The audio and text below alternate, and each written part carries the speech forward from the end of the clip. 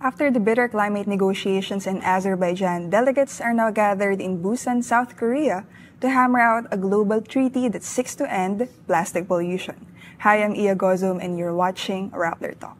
Joining us from South Korea is Marian Ledesma, Greenpeace Philippines campaigner, to talk about what's happening in this last round of the plastic talks. Hi, Marian. Thanks for joining us. Thanks for having us.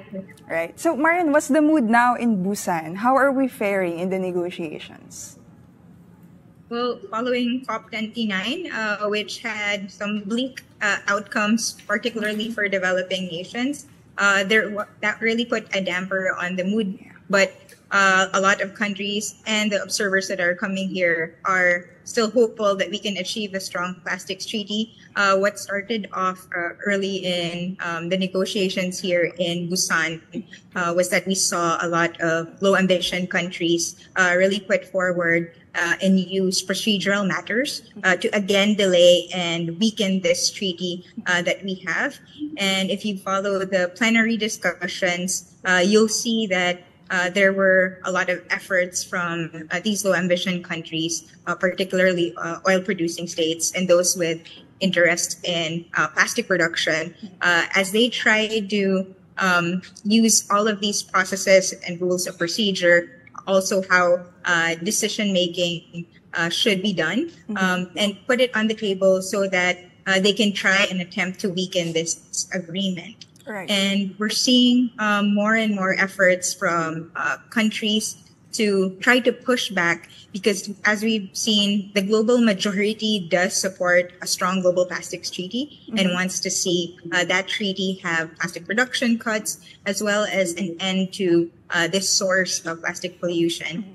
And this is the last round of negotiations. What exactly are countries supposed to agree on in this treaty? What does a strong plastic treaty look like?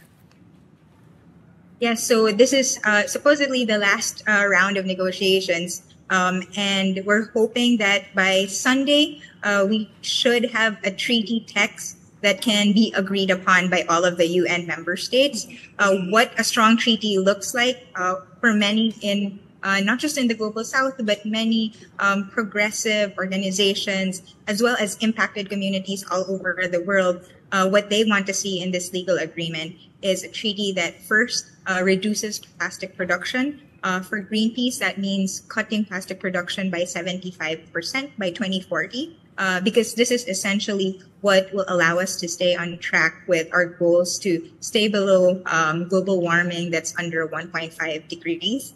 And it also means phasing out single-use plastics, starting with the most common ones like sachets and other flexible plastic packaging. And it also means enabling the real solutions to plastic pollution, which are reuse and refill systems. And we've seen more and more countries gain interest in these kinds of solutions, and we hope that this will be a part of the final treaty text. I'm glad that you mentioned that it's a legal agreement. In reports, we would always see this important description that this treaty is supposed to be legally binding. Why is this huge? What's great about it is that if it's legally binding, all the mandatory obligations that are in the treaty, the different parties or countries that have signed onto it have to comply with this. And there are mechanisms to not only ensure that they comply with it, but we can also monitor their progress. And that's what's ideal about it. What's special about this particular instrument is not only is it just legally binding, but it also has a scope that encompasses the full life cycle of plastic crisis. And we want to see the full life cycle of plastics being approached there because it's essential to address plastic pollution. We need to start at extraction of the resource materials like fossil fuels, which make up 99% of plastics, and production.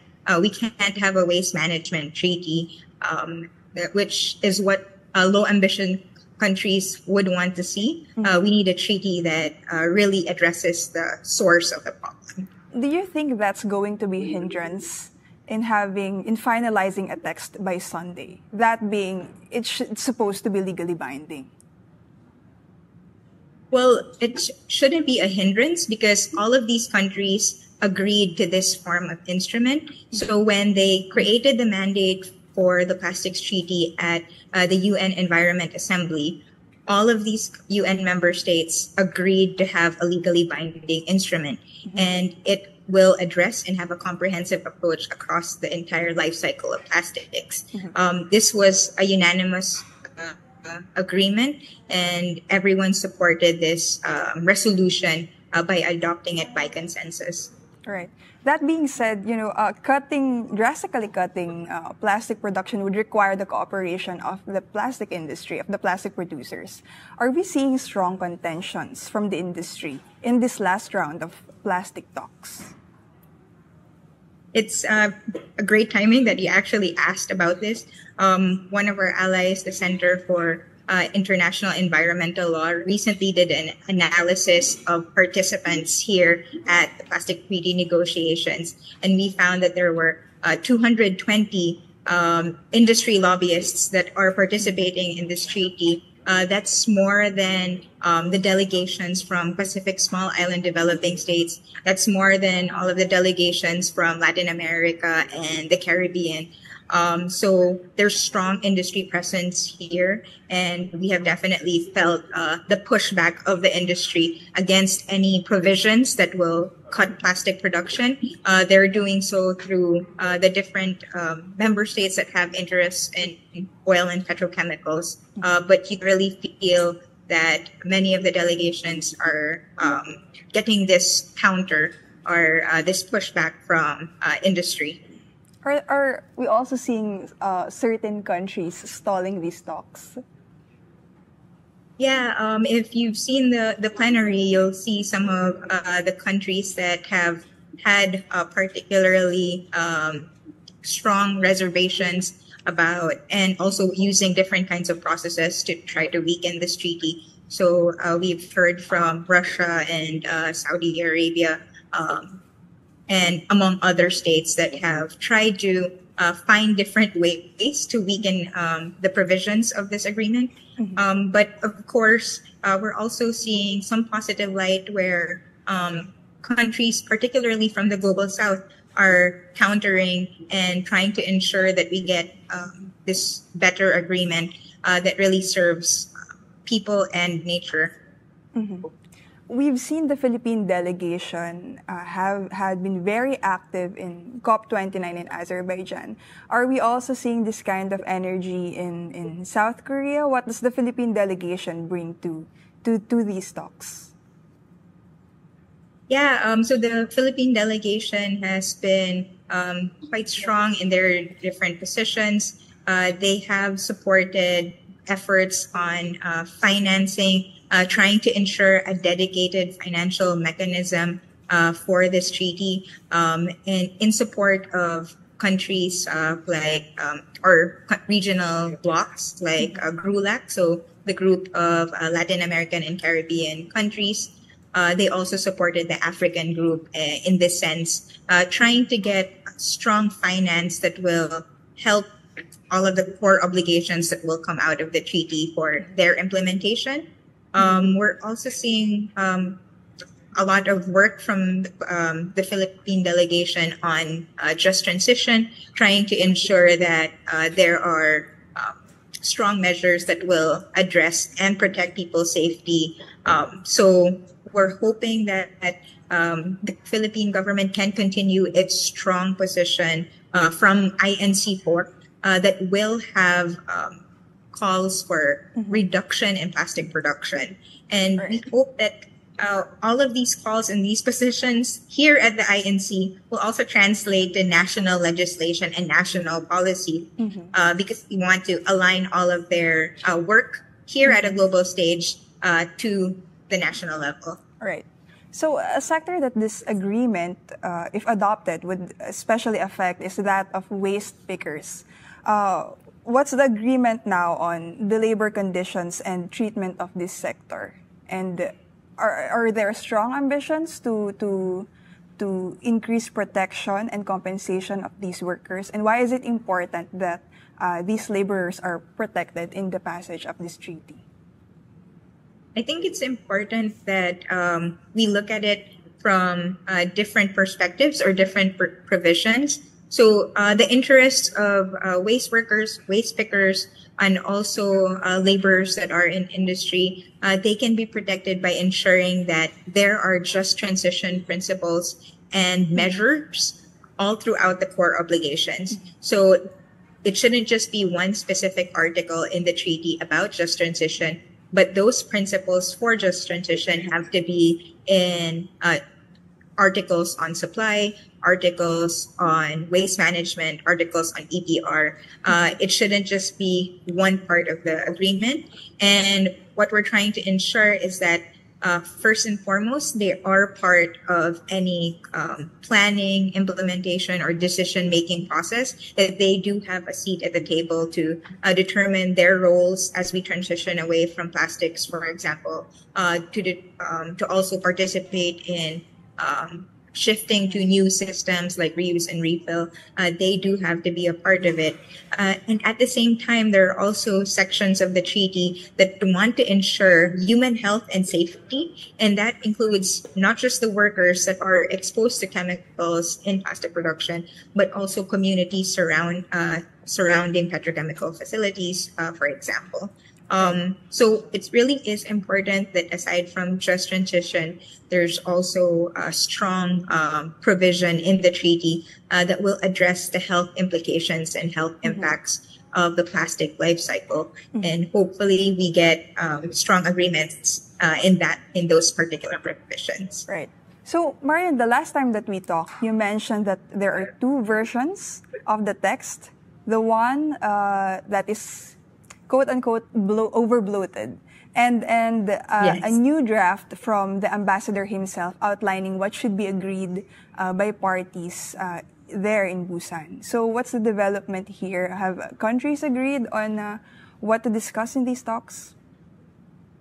So early on Monday, they agreed to use the non-paper as the basis of negotiations on the condition that they would be able to add from the original draft compilation text. They would be able to add any measures or text that they feel is missing in the non-paper. So now it's a combination of both those two documents being used as references in the different negotiations.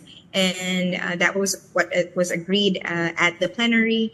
So we're using those two documents right now. And hopefully, with that as the starting point for textual negotiations, we can really have more input and discussions on what needs to go onto the treaty. How do civil society delegates figure in these negotiations? Because in COP29, I think it's more obvious, it's more evident. But how do you work in these spaces? Yeah, for observers, really, and that doesn't mean just NGOs, but other observers may come from companies or the industry as well. So we're all under that blanket I would say, category. So we're listening there on the sidelines. We are given in some groups or in some sessions the opportunity to make interventions. In certain regions, they have their regional meetings, and you can also give your interventions there as a civil society member. And what's great is that there are opportunities. Unfortunately, the downside is that there has been limited spaces for that kind of, I guess, intervention or action around it. This is because a lot of the meetings have mostly been limited to only having member states speak. So what civil society has done has really maximized external spaces. We have had side events where member states can attend so we can present our positions. We've also had direct meetings with the different delegations there to talk about our calls, what our positions and recommendations are. And unfortunately, while those are great opportunities, it really is crucial to have more space for civil society to participate in the actual negotiations. And it's something that we really demanded and called out the Secretariat for, because it is important that we are present there, not just to give our recommendations, but also to be there in terms of transparency and accountability for what these member states are pushing for to be part of the agreement. Right. Specifically for Philippine environmental groups, how are you working with the Philippine delegation?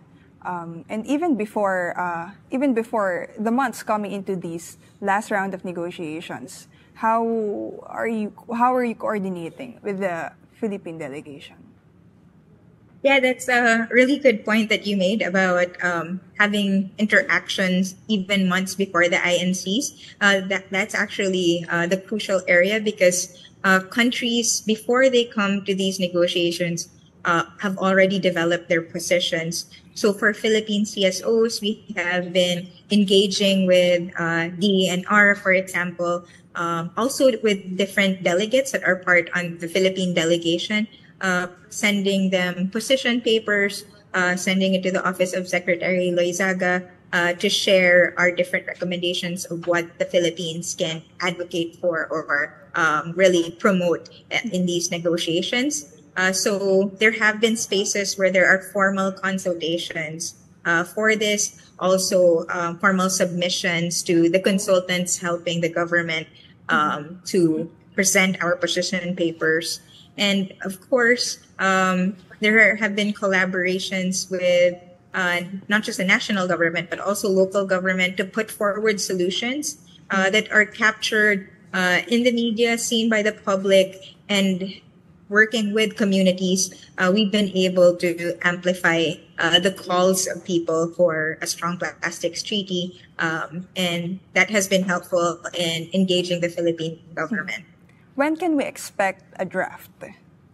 This week?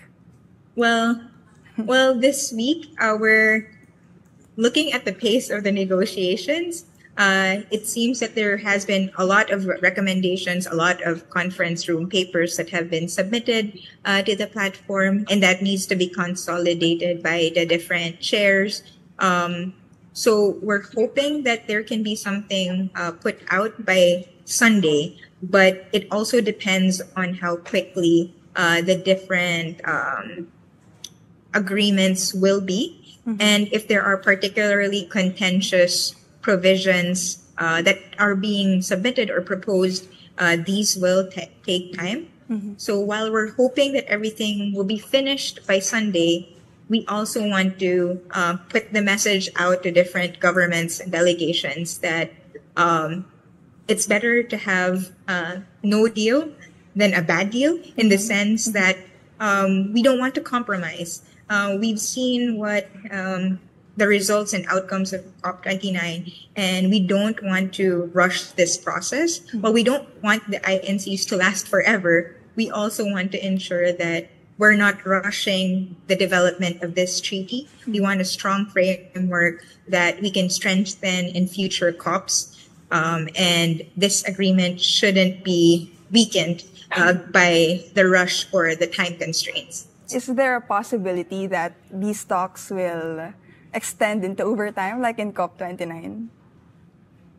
Yes, there is definitely a possibility that it could extend well into the night and the next day if delegates agree. And there has also been discussions around having an INC 5.2. But we don't want to start those discussions. We want to try to get agreements done first, and also ensure the strongest possible versions of those agreements. And hopefully it doesn't get to that point where we do have to extend. But if necessary, civil society has said that we would rather have a strong treaty that is produced in the next INC instead of a rushed one here in Busan. This will be a historic agreement, and some are even comparing it with the 2015 Paris Agreement. And personally, I think it's can be even bigger because it's supposed to be legally binding. But what happens when the treaty is not finalized by the end of the week? So I mentioned INC 5.2. What different delegations will have to agree on is if they will proceed with INC 5.2 and again have more textual negotiations to finalize the treaty, and then afterwards try to see if we can come to agreement by then. There's also the possibility of continuing negotiations without having that, but INC 5.2 is more essential than having a different pathway because at least we'll again have people will again have access to these negotiations and really have more transparency and accountability around it. So that's one scenario that we're seeing if there can't be finished by Sunday. Right. Just a final question for me, Marian. How does this agreement figure in the whole advocacy for climate justice and reducing emissions?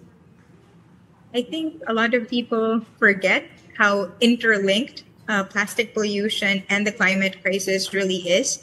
As I mentioned earlier, 99% of plastics do come from fossil fuels that are fueling the climate emergency. So we need a strong agreement here that actually reduces plastic production to ensure that the plastic industry and the petrochemical sector can stay in line with our goals for ensuring that we have a global warming temperature goal that is lower than 1.5 degrees. And I think it's important that when we think of climate action and also basically the triple planetary crisis, all of these environmental issues are interlinked and so are their solutions. So by cutting down plastic production, you're not only cutting the negative impacts or the harms that are produced by plastics in its life cycle, but you're also reducing emissions from that particular sector. You're also ensuring that you can have measures that will protect biodiversity, and doing so will require collective action, particularly from different governments as well as the private sector. And again, I do want to point out that 90% of plastics emissions actually come from extraction and plastic production. So by ensuring that there are obligations to decrease plastic production, you're also addressing that big proportion of emissions coming from plastics. All right. Thank you, Marian, and good luck for the rest of the week. If you're just tuning in, we've been talking with Greenpeace Philippines campaigner Marian Ledesma about the ongoing negotiations in South Korea for a global plastic treaty. To follow Rappler's updates on climate and environment, check out the Environment and Science channel of the Rappler Communities app. Again, I'm Iya Gozum, and this is Rappler Talk.